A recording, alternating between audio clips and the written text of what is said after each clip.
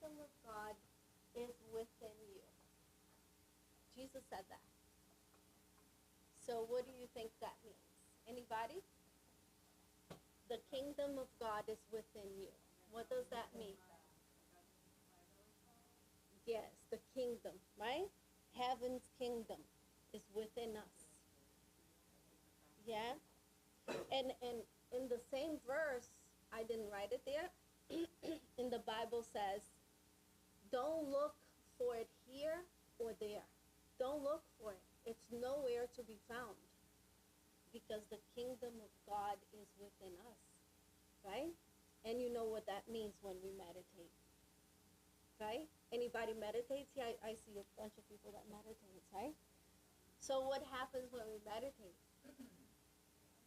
We find ourselves. We find the divine within us. We find the kingdom of God. And that's what he meant. That's what Jesus meant when he said that. You know, there were a lot, we all know this, that there were a lot of books removed from the Bible.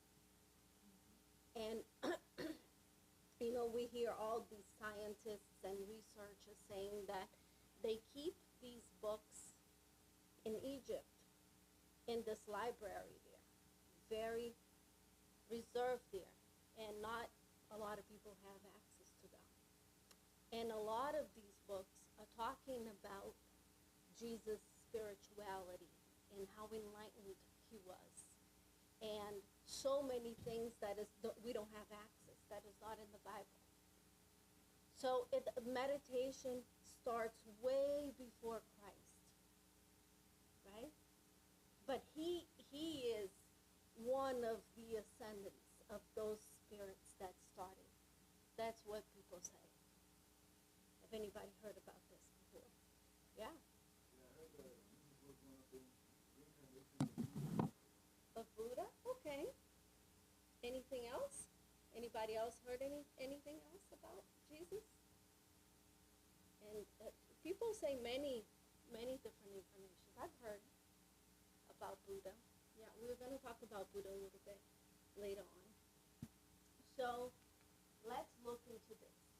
Where did meditation come from? Meditation originated in India. The oldest documented evidence of the practice of meditation are the wall arts in the Indian subcontinent from approximately 5,000 to 35 before Common Era, showing people seated in a meditative posture with half-closed eyes. You know why the pictures showed people with half-closed eyes? Do you guys have any idea? Huh? To be present? Maybe that was one of the reasons why they had half-closed eyes. But they did. They used to meditate with half-closed eyes. It was a type of meditation that they used to do.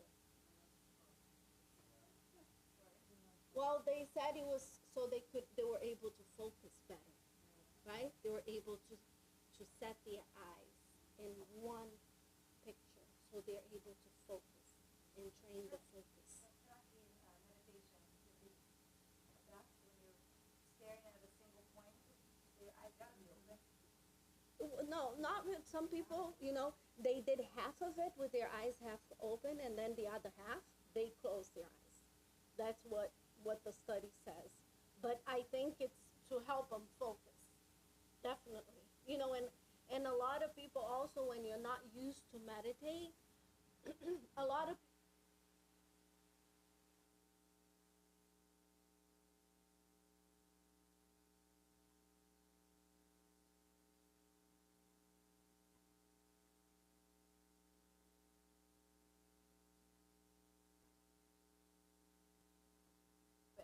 So the oldest written mention of meditation is from the 1500s before Common Era in the Vedas. The Vedas, anybody knows what the Vedas was?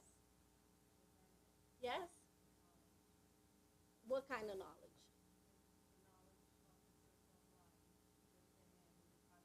It was the knowledge that these people had, and they used to cite it out loud, right? before they wrote the Vedas, used to be monks citing it out loud, and before even it got into paper, right? So they used it was like something like a prayer type of thing that they said. That is the time when the Vedas made it to the paper.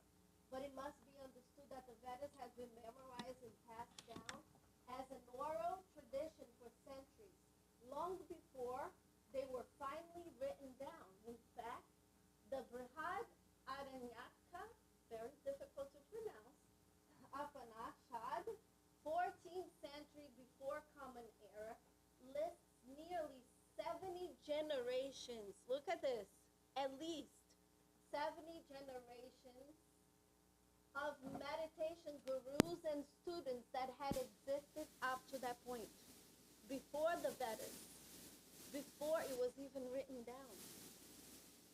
So they had knowledge, and this knowledge is written in places that sometimes we can't, get hold of, we can't reach, because, they hide knowledge from us.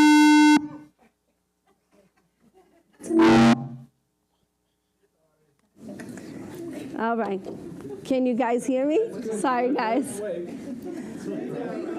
Well, now we are all awake. We are all ready to meditate. We have extra focus now. So let's pause a little bit to talk a little bit about meditation. What happens in meditation if anybody wants to share their experience when they are meditating? What happens for you? Let's share a little bit so we can all, hear each other's experiences so we can learn, because that's how we learn, right? We learn from each other's experiences. Anybody wants to share? Go ahead. For me, the physical aspect, I can feel my heartbeat slowing down. Slowing down. Which helps me to calm down. Very good. Hear my heartbeat. Uh-huh. It's so good. Okay. I'm very conscious of my breathing. Okay. And the sensations in my body. Your heart, you're conscious, you're very aware of the physical sensations of your body, your heartbeat and everything else. And within that, I can feel, it's a mix of joy and peace at the same time. Okay. Afterwards. Very good. And, but sometimes I have to be persistent depending on the day. Okay. I'm educated to get to that. That's a very good point, right? Because I think when we meditate and we are not used to meditating, especially when you're new to it, your mind is constantly racing. And that is normal. I always tell people, it's okay for your mind to be racing when you're starting, because that's very natural. Especially if you have a very active brain, and if your type of job is very active and you have to constantly be working with your brain, it's really hard to get into that mode, but it's not impossible. It's possible. The only thing that you need to do is to be determined with love and kindness. That's all you need.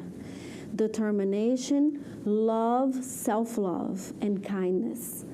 Because a lot of the times we are not patient with ourselves. We just say, forget it, I don't need this, it's not doing anything, right? And we just don't do it. We are not, because it is so hard to go within. We are so used to being without. We are so used to experiencing the external journeys of our lives that we struggle so much to even have patience. We have patience with our friends, we have patience with our family, we have patience with everybody. But it's so hard sometimes to have patience and to be kind and loving to ourselves.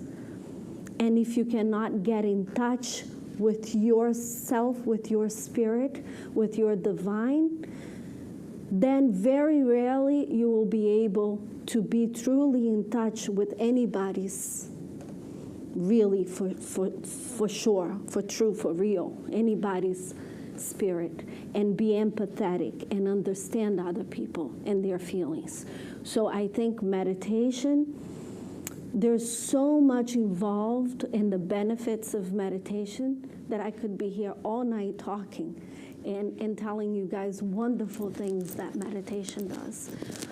Dr. Joe Dispenza, I didn't include him here because I could do like, I'm very serious, I could do like 10 speeches about meditation that it wouldn't be enough.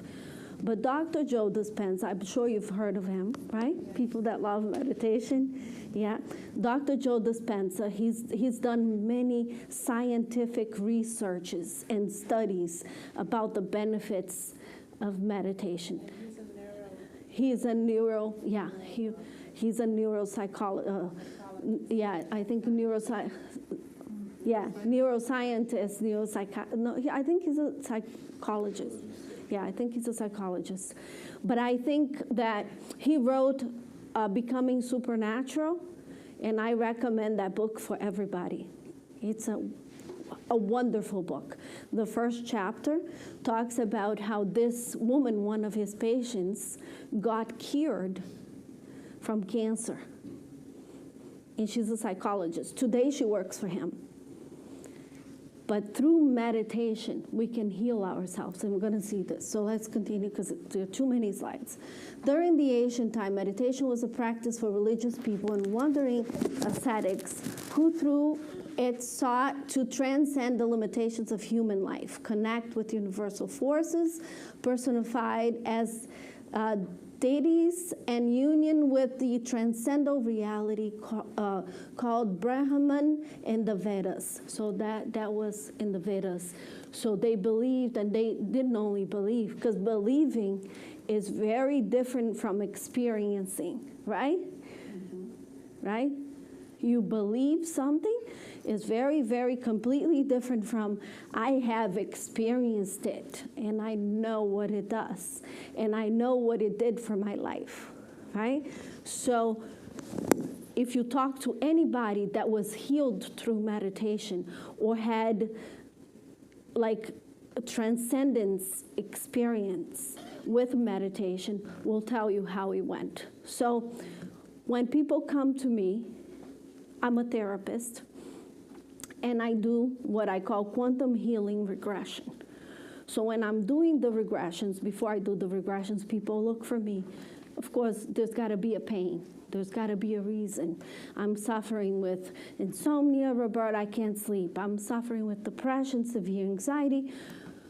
I need to know where I'm bringing this energy from, so we do regression. But before I bring you to a past life so you can understand and relate that trauma to this life, and that energy that you're bringing from that life can be removed, because that's the purpose of the past life regression, the quantum healing, so we can remove the energy that you are bringing with you. That is the only purpose, right?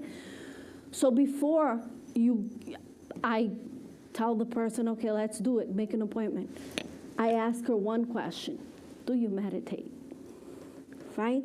Because if your mind is racing, right? Meditation, when you meditate, it puts you in a very light trance, right? So that's why when, however you want to say it, you receive spirits or you talk to spirits or you have connection in the spiritual world, the first thing that the first quality that the person needs to have is to be able to put herself in a trance, because that's when you go and you connect. So meditation, when you meditate, that's what you're doing, right? You are going in imagine a pool, a very deep pool. The meditation, you jump in and you're up here. The hypnosis, you go under even more. Magnetism, right? And then when you do the regression, you go really deep. That's why you can reach other lives and you can see other experiences that you've never seen. But continuing, the Hindu tradition of meditation includes both the yogis meditating in caves, as well as the sages, the rishis of the Vedic culture. So look at this. People that say to me, I don't go to yoga, I don't like yoga. Yoga is a form of meditation. When you're practicing yoga, if you're having the hardest time of your life with meditating, I tell you, go to yoga, because that is the beginning. Because what you're doing is you're moving with your body. At the same time, you're focused on the breathing. And the yoga instructor is usually saying, go within, focus, become aware of what your body, what you're feeling, So it is a type of a meditation. Yoga. When you, I'm sorry, yoga is supposed to be a meditation. exactly. It's just a Western civilization changing for exercise. Exactly. Yoga is a meditation. Yoga is a meditation. Right within in nature. Mm-hmm. The whole circle that you are in. Exactly. Yoga is life. And when you do hot yoga, is a different level. I do hot yoga. I love it. I love it. So you guys should try. It's one of the best things you can do for yourself. Anyways, it is the oldest meditation tradition on earth, like you said, Carla. Still alive and thriving. It has hundreds of lineages and techniques. Most likely, the first meditation technique to be invented, the first one to be invented, discovered, was either the mantra meditation. Everybody knows what mantra meditation is. What is that? Can anybody explain? Saying the same word over and over. You repeat. You repeat. It could be through singing. It could be through words. It's a repetition of positivity, right? Or something of gratitude, something that's going to bring you relief, right? Something that's going to bring you to a nice place, to good thoughts. Why? Why did they do that? Anybody knows? Center yourself. Center yourself. What else? Sounds helps us to sink it in meditation. It's like the DNA. We are going to see this in a little bit. You guys are going to be very surprised. Keep this in mind. Mantra without knowing what it means, right? It's just repeating that sound. Exactly. Ooh, okay. So, yes, that's too big, but I'm going to read it in here. There's the Trataka is a meditation technique which involves focusing the eye through the intent but relaxed gazing. Initially, this practice is done with open eyes and, where did it go?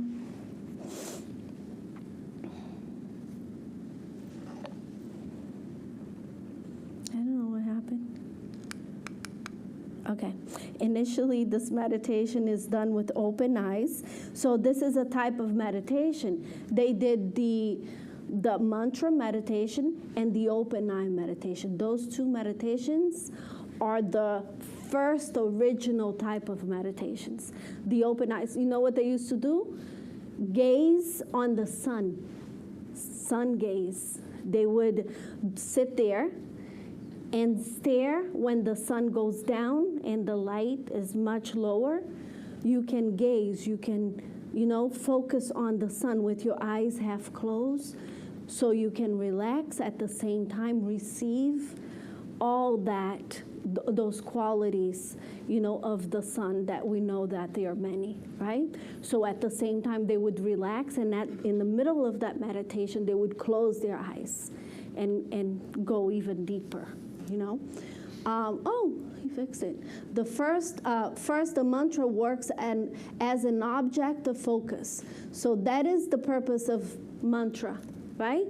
It's an object of focus. I don't know, somebody that was, no, I don't think she's here, but earlier, was it you telling me that you do mantra? No, it wasn't you. Somebody else approached me and said, I do mantras when I'm having racing thoughts. Mantra meditation really works for racing thoughts. And if you don't know how to do it, I usually tell people to go on YouTube and type in mantra meditation, guided mantra meditation, and you're going to find like a bunch of them. And you kind of just follow it, Because if you're not used to doing it, you won't be able to do it yourself. But let's skip this. The eye-mind connection, the relationship between the eyes and the brain, starts in the first day of the fetal life. Your eyes start to develop just 2 weeks after conception, with the retina and the optic nerve developing as a direct outgrowth of your brain. So the retina is actually a piece of the brain that has grown into the eye and also share a similar structure. On top of that, sight is so important that almost half of the brain is dedicated to vision and seeing. Did you know that? Almost half of our brain, look at that, is dedicated to vision and seeing. Conventional medicine knows that mental health condition translates into specific eye movement patterns. That is why people with good emotional intelligence are able to read your mental state through your eyes. Did you know that? Isn't that interesting?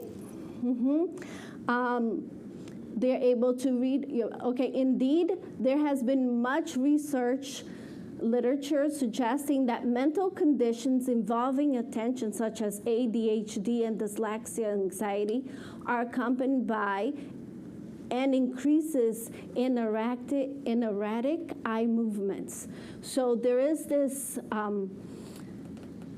this method that I use as a therapist called EMDR. It translates into eye movement desensitization and reprocessing therapy. It's a really, really good therapy for people that struggle with trauma, that had, and anxiety as well.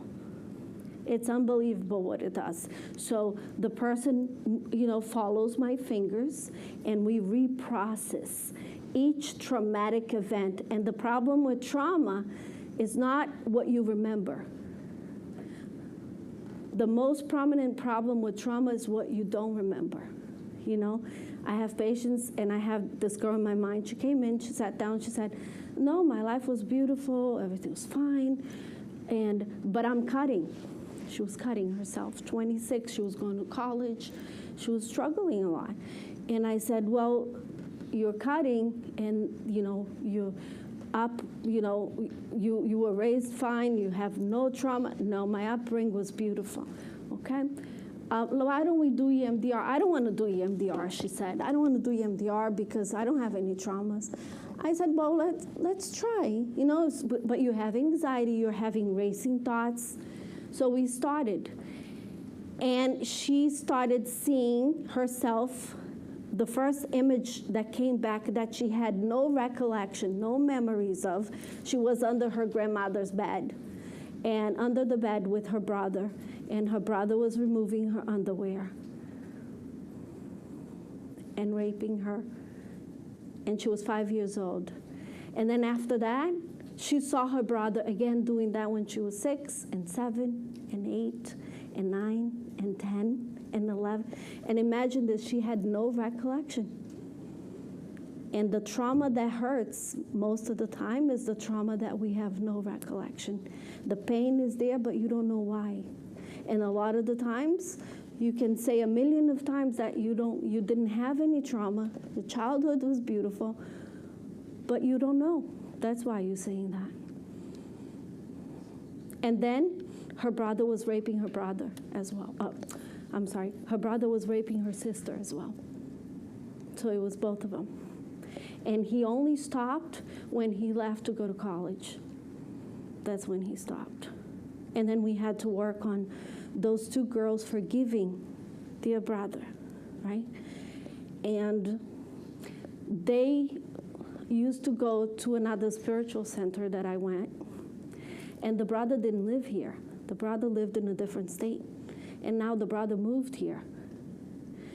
And they are fine. They forgave him.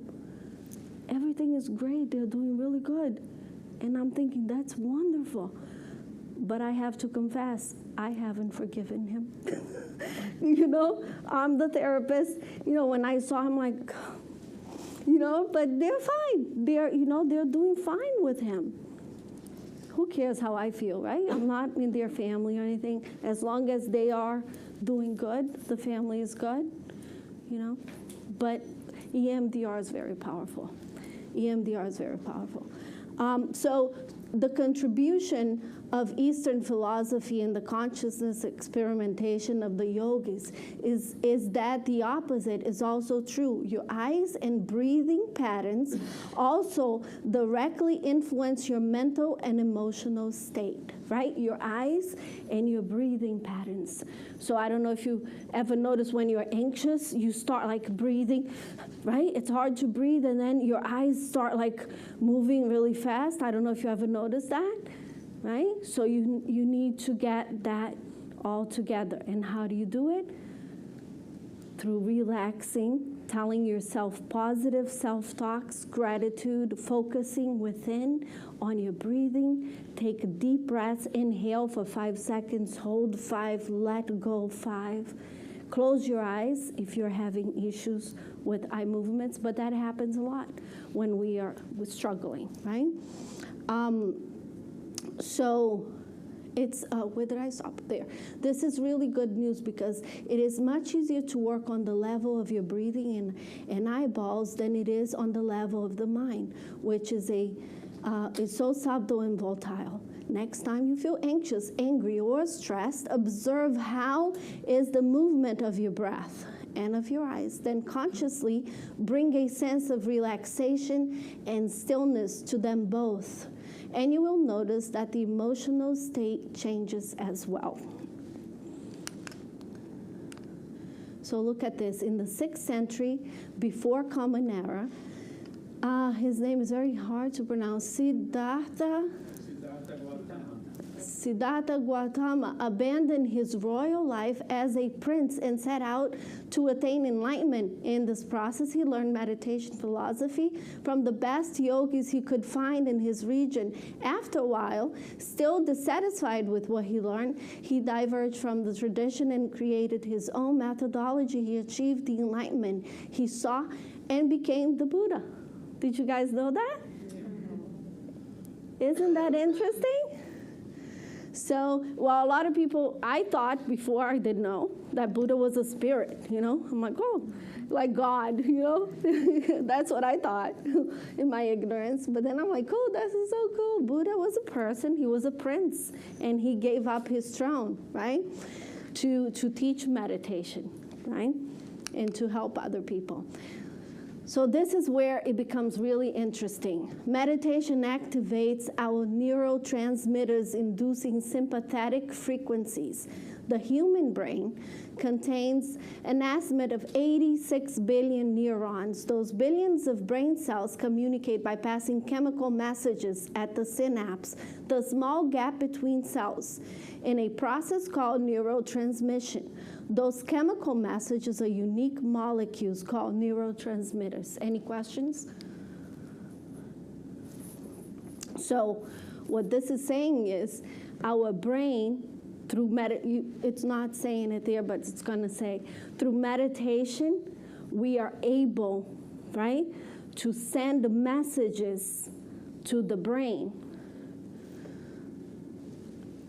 Yonada and Luigi cannot say because they already saw this, but let me ask you guys, who here have any idea of where that connection comes from to the brain? Often we think that the brain sends messages and that's how we, right, communicate, the neural connectors, this is how we get healed, this is, so let me tell you something, that's not true. Guess what? There was a research, where is it? There was a research that was done, I think it's all the way down there. We're gonna skip because there's a lot. But a research that was done, and in this research by the Brain and Heart Center, you know, the Science Center, that they found that we have more than 40,000 million neurons in our heart. And that the neurons, our heart neurons, are the ones that communicate to the brain. And that is called the brain and heart coherence. And when that happens, guess what happens? And how does that happen? Anybody know? How can we do that? Create that coherence, the brain and heart coherence. We are pure energy, moved by multiple energies that are created by vibrational frequencies we choose to expose ourselves to. So we are energy. We are pure energy. Our neurons, our cells are connecting to through electricity. That's the way they connect. We send a message, an intention, and it happens in there. That's how healing happens. You connect. I'm going to show you how interesting. So these are neurotransmitters, and they get all activated in your brain once you set an intention and you create the heart and brain coherence. I'm going to show you how to create that, and you're going to be amazed because it only takes 3 minutes of this type of meditation, and it lasts 6 hours after you do it for 3 minutes per day. And I'm going to show you how. How long do we have? 18? Okay. 15. Oh, there. I see. Okay. So meditation creates heart and brain coherence. The discovery regarding the human heart and the importance that was made in 1991 and published in 1994 by Dr. Andrew Armu of the Oakland Neurocardiology Research Center discovered a sophisticated collection of neurons, cells in the heart that organize into a small complex nervous system. The heart's nervous system contains about 40,000 neurons called sensory neutrites that communicate with the brain. Isn't that interesting? So there, we shift focus, we shift breathing. Let me try to read it here. We shift focus, we shift breathing, and shift feeling through meditation. That's how we do it. When the organs become a single system that creates a frequency known as the 0.01 hertz. Why not other frequencies? When we look at the graph with the frequencies, the first spike where the red is the primary field line where our planet we live on, and that is where your healing begins. So the heart and brain coherence creates that frequency, which we call the Earth's frequency, which is 0.01. So when you are practicing this heart and brain coherence meditation, you are creating this frequency. And I'm going to show you how. It's very easy. So brain and heart coherence. The heart tells the brain, look at that. The heart tells the brain which chemical to release to the body through meditation. That's how it happens. It's one huge reason for us to meditate. Isn't that cool? So opens the door to a state of deep intuition and allows our brain to process information much faster. Brings us to the gamma state. Look at the heart. Do you see those little dots there? So these, what you see there, are the intrinsic cardiac neurons. These are the neurons that we have access to in our hearts that can communicate with our brains through a principle of self-regulation like meditation. Isn't that interesting? So we have two independent networks. We have the ability to self-regulate our biology, you know? And we were told for many years that, we weren't told about it at all, right? Nobody knew this. Now we are beginning to have access to the benefits of meditation. We are beginning to have that access. And we think we know, but we don't know. We don't know anything. We're just trying to learn, right? But this is, the information we're getting now is very important. That we have the ability to self-regulate our biology. We are advanced people called soft technology. We are talking about cell membranes, neuron crystal, and bone functioning in our body. We can self-regulate through thoughts, feelings, emotions, beliefs, breath, and focus. The ability to harmonize the cranial network with our heart network. See, these are the brain waves. The brain waves are produced by synchronized electrical pulses from a large number of neurotransmitters communicating with each other simultaneously. Broadly speaking, there are the following 5 types of brain waves to be mentioned in the present context. So, depending on the depth of meditation and the depth of trance that the meditation is bringing you to, you are going to get these different types of brain waves. Isn't that interesting? Yeah? Okay, so look at that. I'm going to show you guys now. We are going to all practice, and we are going to create heart and brain coherence by practicing. It's only 3 minutes, I promise. And you're going to feel it 6 hours. It works. Too bad you're going to sleep, right? But okay, but you can do it tomorrow morning, right? So there are 3 keys to heart-brain harmony. So the Institute of Heart and Math did this research, and I got this from there. I didn't make it up. So the first thing we need to do is shift our focus when we are meditating to create this brain and heart coherence. We need to shift our focus, meaning sometimes we are focusing on things that we are not supposed to be focusing in. So we shift our focus to what? To where? To within us, to with us. We shift our focus, right? We forget about the existence of everything. Almost like when you watch novela, you forget about everything, right? You're just watching novela, right? So you shift your focus. You focus within, in yourself. You're not watching novela. You show, right? Then you shift your breathing. It's not this easy, wait. And you shift your feeling. So you shift focus, you shift your breathing, and you shift your feeling. So in order for you to be able to do this, right?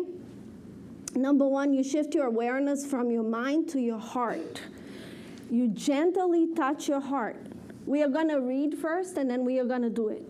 Okay? We gently touch your heart center. Our awareness goes to where we feel the sensation. So your awareness goes to where you feel. That's why they're saying touch your heart. Right? Gently touch your heart. Okay? Number 2 is slow your breathing. 5 seconds inhale, hold for 5 seconds, then 5 seconds exhale, right? Then you feel the feeling that creates 0.1 that sets up the coherence between your heart and your brain. Feel safe and comfortable. Okay? And then scientists have found that there are 4 key words. Look, this is the key for this meditation, right? This is the key. There are 4 key words that works almost 100% of the time for everyone. Appreciation for anything or anyone, gratitude, care, and compassion. So while you're doing this, you're shifting your focus, you're touching your heart, you're changing your breathing. What do you need to do? You show gratitude towards yourself. You show compassion towards yourself. You showed love and kindness. So compassion, gratitude, appreciation. If you can feel one of those combinations in your heart, you will trigger the neurons to begin to reach out and find other neurons to strengthen the connection. When we gossip, we find other people that are in the same vibration so they can hear and they can be in the same connection, right? Yeah, right? We are energy. The neurons are doing the same exact thing. When you put yourself in that place, they are going to start looking inside of you for other neurons that are in the same connection, that are vibrating in the same frequency. Do you see? Isn't that cool? Okay. So what researchers have found that 3 minutes, only 3 minutes of doing what we just done will set into motion a cascade of events with your body, biochemical events that will last as long as 6 hours. The immune response are reflecting this effect 6 hours after you practice this technique. You can do it any time of day. The simple technique is the key to our personal power and awaken our primary abilities and trigger self-healing and open the doors for so many other practices, including meditation. Isn't that cool? You guys want to do it? Yeah. All right, so let's do it. But before we do it, we're not going to read that, don't worry. Before we do it, I just want to show this to you guys because this is so interesting, I promise. I want to show you the chakra frequencies with the notes of the singing bowls. This is the notes of the singing bowls, but I just want to share something. When we are repeating words, our words vibrate as well. Any music we are hearing is creating frequencies, vibrating, changing our energy in our body, in our brains, right? So look at this. The C note. What is the C note in Portuguese? Dó, Dó, Ré, Mi, E, F, G, A, and B. Isn't that cool? So when I'm playing the singing bowls here, right? Each singing bowl vibrates, emits a different sound, and it vibrates in that same frequency that your chakra is supposed to be vibrating, that your energy centers. That's why there are 7 singing bowls, because there are 7 notes. Isn't that interesting? And it's healing. So we have to be really careful with the words that we say, and the words, most importantly, the words that we say about ourselves, because it's directly affecting our energy centers and affecting our lives in so many different ways. So there, I just wanted to show you to you guys. See, C, B, A, G, F, the C, D, and E, the solar plexus. Isn't that interesting? And this, if you guys want to copy, you let me know, because this is very interesting. But we're not going to have time. Let's do the shift focus, shift breathing, shift feeling. So we are going to begin by touching, if you can put like a music, a meditation music. So if we touch our hearts, right? Let's begin by touching our hearts. Focus on your heart. And you shift the focus. You forget about everything that is around us right now. Nothing matters right now. The only thing that matters right now is you. So you shift your focus to any outside issues, any outside experiences, and you go in and you shift your breathing as well. You shift your focus. Now you shift your breathing. You take a deep breath. You inhale for 5 seconds, and you hold 5 seconds, and then you exhale for 5 seconds. And while you are shifting your focus and using that shift of your breathing to help you, you are starting to feel a different type of peace within. And with that, to help the connection, you're going to shift your feeling. You are going to use gratitude. You are going to use compassion. You are going to use kindness. You are going to use self-love. And say positive things to yourself. I am capable of loving myself. I am divine. I am prosperous. I love myself. I respect the kindness that exists within me. I connect with the divine that exists within me.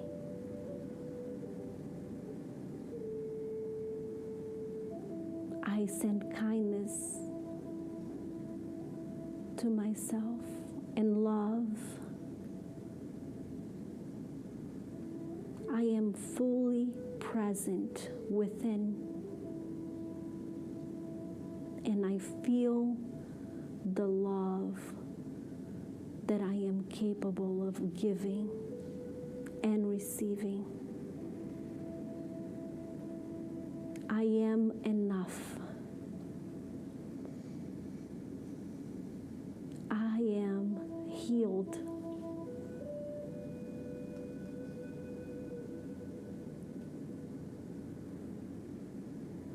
I am loved. I am grateful.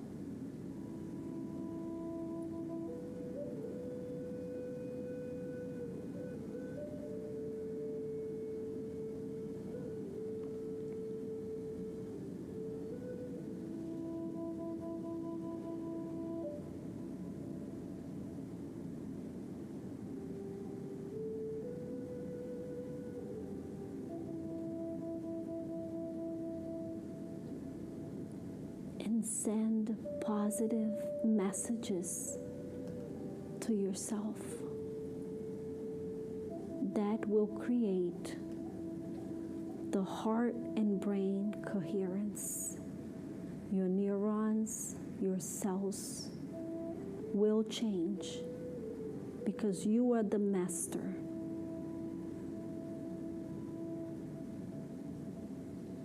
The kingdom of heaven is within you.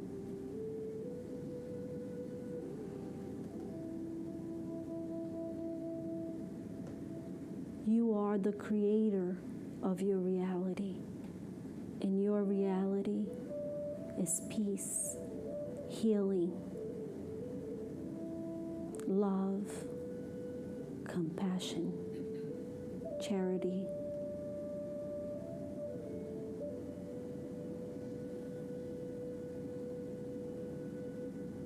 And take this moment that you are in there and allow yourself to forgive yourself.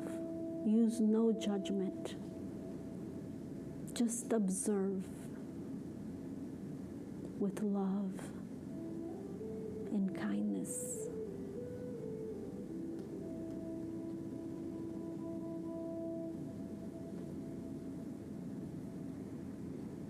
You are never alone.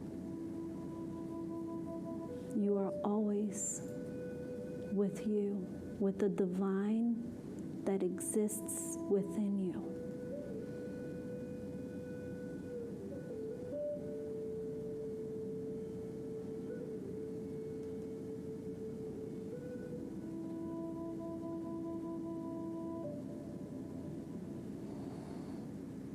And now, take the last deep inhale and let go and make a sound like this. Very good. Excellent. Thank you all for having me here. It was a pleasure. Thank you.